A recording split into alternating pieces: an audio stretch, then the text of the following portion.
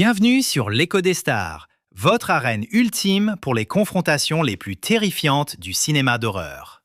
Vous avez littéralement explosé les compteurs avec nos vidéos sur Michael Myers, et les commentaires étaient inondés de requêtes pour le prochain grand combat. Jason Voorhees doit être le suivant. Et honnêtement, comment pourrais-je refuser? Michael et Jason sont, après tout, les visages emblématiques du genre slasher. Si l'on parle de tueurs en série, ces deux-là sont les rois incontestés.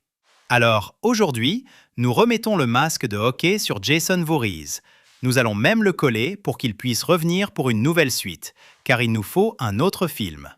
Ensuite, nous allons déterminer quel tueur d'horreur de notre liste pourrait réellement survivre face à l'unique Jason Voorhees, ou même le vaincre. Mais une révélation inattendue vous attend, car certains de ces monstres pourraient bien surprendre par leur capacité à tenir tête au maître des lieux. Les catégories sont explicites. Ils battent Jason, 50-50, et Jason gagne. Le premier adversaire sur notre liste est nul autre qu'Art le clown. Pour cette vidéo, nous allons opposer Jason sous ses formes zombies et humaines à différents personnages. Par exemple, nous mettrons Jason zombie face à des êtres surnaturels comme Pinhead. Mais pour des personnages comme Ghostface, ce sera Jason humain. Pour Art le clown, nous utiliserons Art contre Jason zombie, car tous deux sont techniquement immortels et peuvent encaisser des blessures graves tout en revenant inlassablement. Ils se relèvent toujours, même si cela prend quelques minutes. On pourrait penser qu'il s'agit d'une égalité ou d'un 50-50, car si aucun ne peut mourir, comment l'un d'eux peut-il gagner? Vous avez en partie raison, mais gagner un combat ne signifie pas forcément tuer son adversaire. Si les deux sont immortels, je verrais cela comme un match d'UFC. Ils se battraient jusqu'à ce que l'un soit mis KO ou que le match aille au juge. Cependant, dans un scénario slasher contre slasher, sans arbitre, il faudrait un KO ou un démembrement complet du corps au point que l'adversaire ne puisse plus bouger. N'oublions pas qu'Art le clown ressent la douleur comme un humain normal. Même s'il est grand, environ 1,88 m, il ne pèse qu'environ 52 kg, même trempé. Oui, il est très fort, capable de briser des crânes à main nue, comme on le voit dans Terrifier 3. Mais face à Jason Voorhees, même en combat rapproché, il ne ferait absolument rien. Jason lui arracherait la tête d'une seule prise, et boum! Sa tête serait complètement séparée de son corps. Donc oui, Jason écrase Art le clown et le met KO dans les 7 premières secondes du premier round. Art le clown. Jason gagne facilement. Ensuite, nous avons le Creeper. Nous allons opposer le Creeper à Jason Voorhees zombie. Ce combat pourrait se dérouler de deux manières différentes, en terrain découvert ou dans une zone isolée. En terrain découvert, Jason aurait du mal à s'approcher car le Creeper peut voler, ce qui est un avantage considérable sur quelqu'un qui ne peut pas voler comme Jason. Si le Creeper volait au-dessus de Jason, lui lançant des lances ou tout ce qu'il désire, ou même le soulevant et le laissant tomber du ciel, cela pourrait causer des dégâts importants. Cependant, Jason est connu pour encaisser n'importe quoi. Le vol du Creeper ne serait pas la raison de sa victoire. Jason a déjà été projeté en l'air par Freddy dans le monde des rêves et s'est relevé comme si de rien n'était. Nous voyons donc que Jason peut encaisser des coups aériens ou être projeté en l'air. Si ce combat avait lieu dans une zone isolée, comme Camp Crystal Lake, je pense que Jason dominerait sans difficulté. Même si le Creeper l'attrape en l'air, ce n'est pas forcément la fin. Jason n'a aucun moyen de contrer cela. Il devra simplement encaissé. Et comme je l'ai dit, il a déjà encaissé de telles choses contre Freddy. Honnêtement, je ne vois pas le Creeper gagner à 100%. Je dirais que c'est plutôt équilibré, un 50-50. Ensuite, nous avons Ghostface. Nous allons utiliser Roman Bridger dans ce scénario, car j'utilise toujours Billy et Stu. Roman est sans conteste le Ghostface le plus intelligent de toute la franchise Scream. Ce n'est pas seulement un slasher, à mon avis, c'est un cerveau.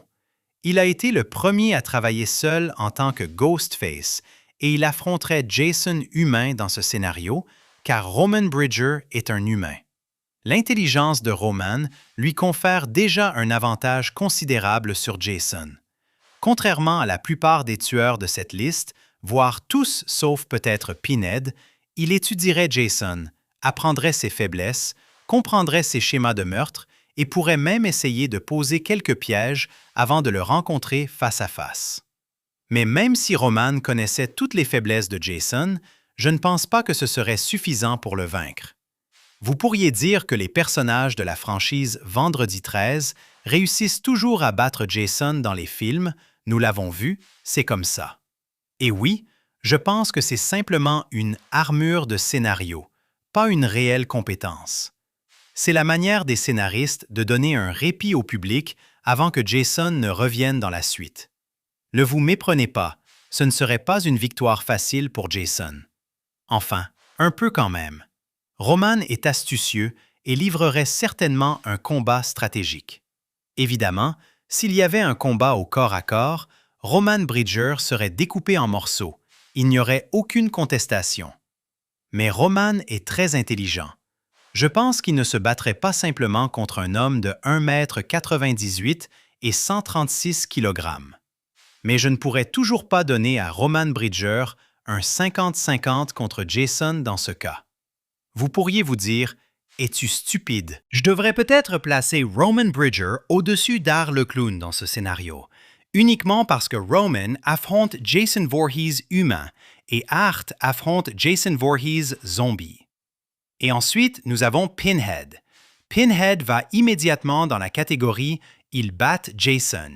Je n'ai pas vraiment besoin d'en dire plus, c'est une évidence. Pinhead est littéralement un être interdimensionnel de l'enfer, capable de réaliser toutes sortes de choses surnaturelles. Honnêtement, je placerais même Pinhead au-dessus de Freddy. Je pense que c'est aussi une évidence. Mais Pinhead n'a pas besoin d'utiliser le monde des rêves.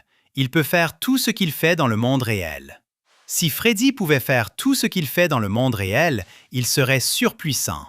Pinhead est fondamentalement Freddy, mais il peut le faire dans le monde réel, et en 10 fois plus puissant. Et ensuite, nous avons Michael Myers de Rob Zombie. Dans ma dernière vidéo, j'ai opposé Jason Voorhees humain au Michael Myers de John Carpenter, et j'avais donné la victoire à Jason. Mais cette fois, nous pimentons les choses. Pour cette vidéo, j'oppose le Michael Myers de Rob Zombie à Jason Voorhees en tant qu'humain, car ils sont tous deux humains. Si ces deux-là s'affrontaient en 1 contre 1, il n'y aurait aucune stratégie. Car, comme je l'ai dit dans ma dernière vidéo, Jason n'est pas un tueur intelligent, et Michael non plus.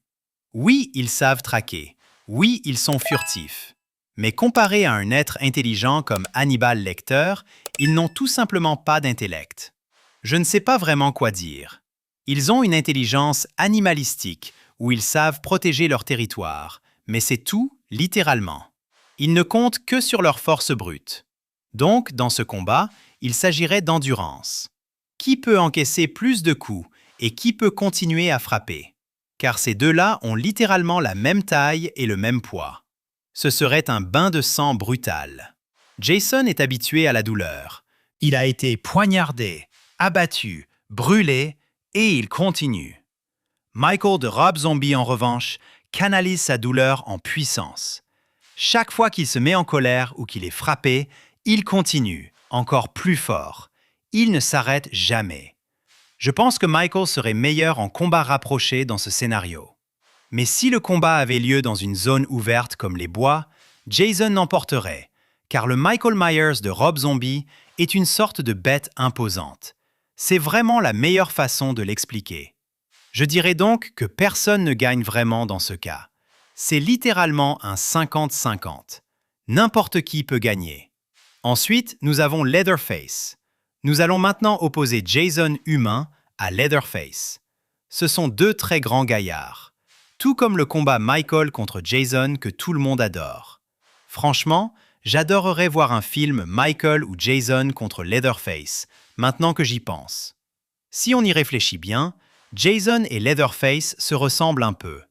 Ils protègent tous deux leur territoire d'une certaine manière. Si vous mettez les pieds à Crystal Lake, vous êtes foutus. Et si vous vous approchez de la maison de Leatherface, vous êtes foutu. Quand Leatherface se bat, c'est comme regarder une crise de panique, mais cette fois avec une tronçonneuse. Imaginez que vous ayez une crise de panique et une tronçonneuse à la main. C'est la meilleure façon de décrire comment Leatherface se bat. Jason, en revanche, est plutôt l'inverse. Il est calme et se déplace comme un véritable chasseur. Une tronçonneuse contre Jason humain est honnêtement assez surpuissante si l'on y pense. De plus, ils ont exactement la même taille. Leatherface pourrait donc causer de réels dégâts. Mais Leatherface est aussi une personne très émotive. Et honnêtement, je pense qu'il pourrait même avoir secrètement peur de Jason, car il a peur de sa propre famille.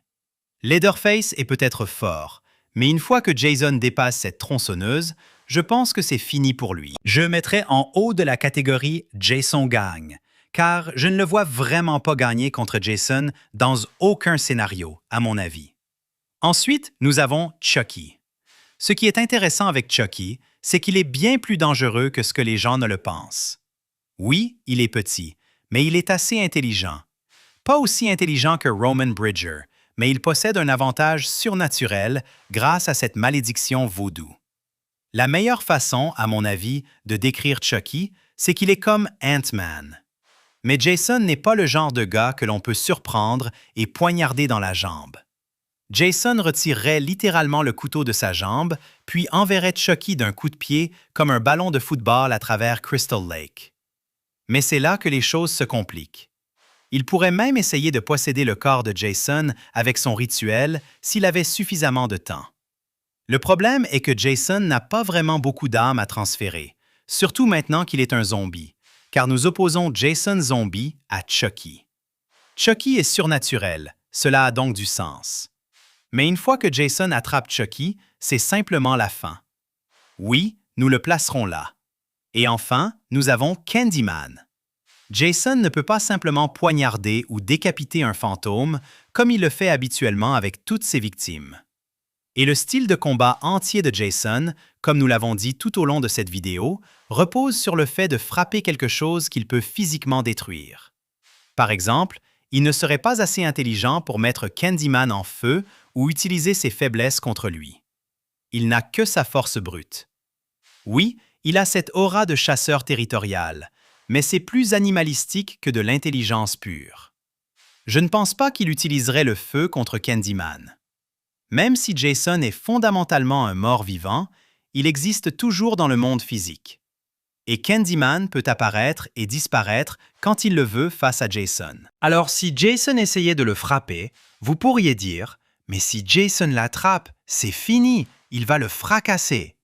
Je placerais vraiment Candyman dans la catégorie « Il batte Jason ». Est-ce un peu fou de dire ça? C'est soit il le batte, soit 50-50. Je ne sais pas. Honnêtement, je pense qu'il est plus sûr de le mettre en 50-50. Juste pour être sûr, nous le mettrons en 50-50. Merci beaucoup d'avoir regardé.